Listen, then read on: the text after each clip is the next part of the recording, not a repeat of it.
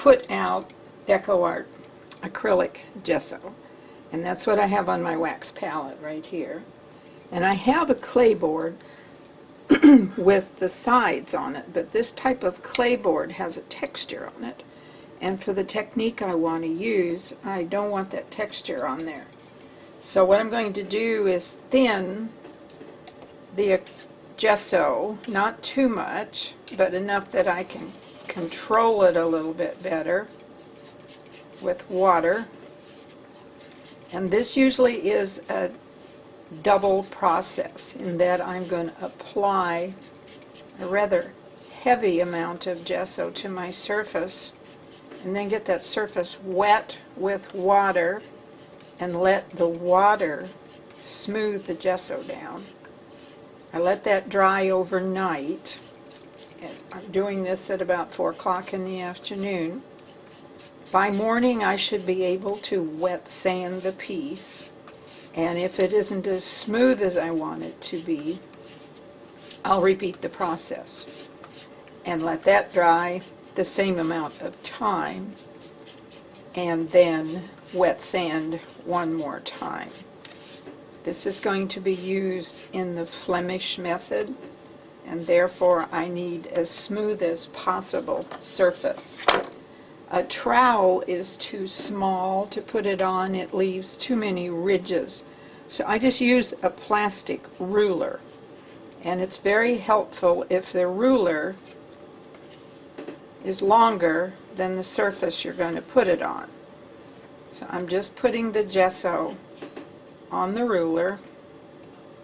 I've tried cardboard. That didn't work because cardboard is corrugated. And so I had all these wonderful little corrugation areas. Okay, I've just about got it long enough. I'm just going to use the rest of the gesso on my ruler. And what's left, I'll just put back in my jar, because I don't use the gesso full strength ever anyway. So it won't hurt if what goes back in there has some water in it. Now we're going to come to the end of the piece and lay the ruler down and get it started, and then just pull it like a very large trowel over the piece. And the nice thing about this is it's big enough that it's not leaving all those little intermediate areas where the trowel was smaller than the surface. I need to make sure that I'm covered everywhere. So all your ruler has become is a great big trowel. Now I'm going to get this as smooth as I can with my ruler. So I just keep repositioning my gesso. And yes, it's going down the sides, but I'll smooth that out too.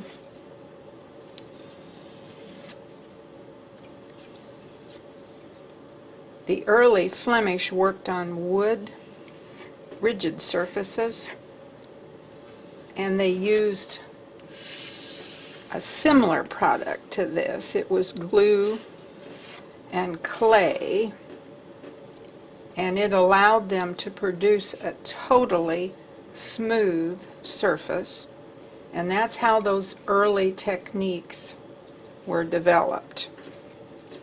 Now I probably can't push this too much further.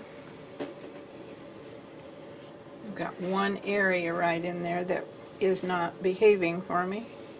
The light is such I can pretty well see what I'm doing.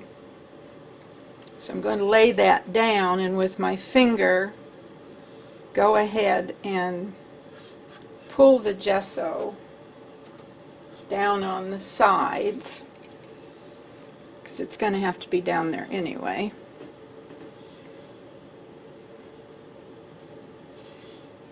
And then this is going to get even messier because I'm going to put water on the surface here. I need to level this out as well as I can. So I'm just going to sprinkle water here and there. Now these can take this as long as you don't do it too much or too often, this kind of water on here. You're going to get your surface wet so that you're redistributing.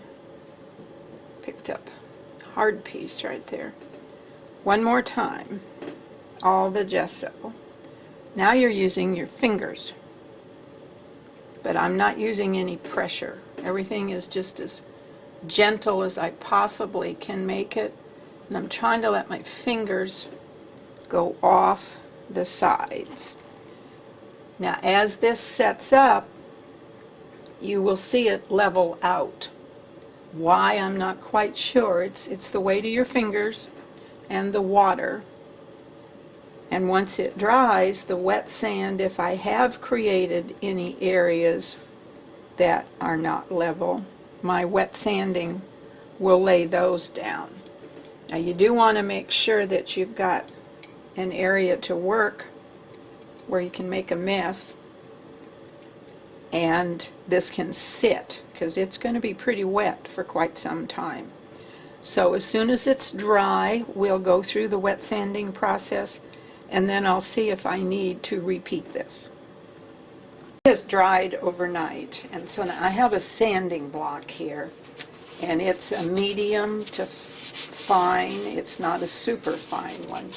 And what I want to do is get it wet, and so I've got just a container with water in it, and I'm going to sand my gesso. Now this will level out any area that is not level. If there were any ridges, this would also activate the gesso and level that out.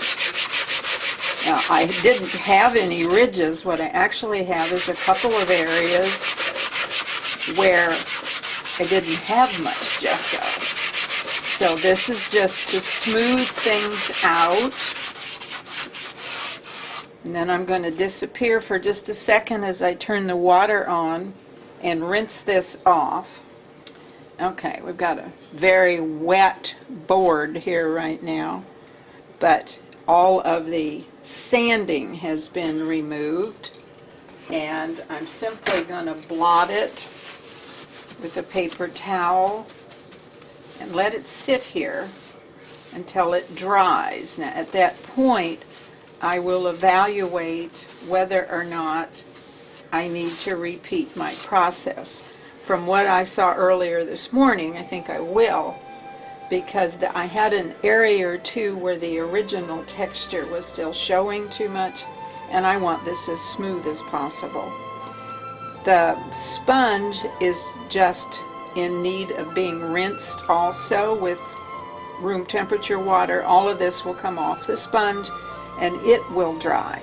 So as soon as this is dry, we will repeat the application.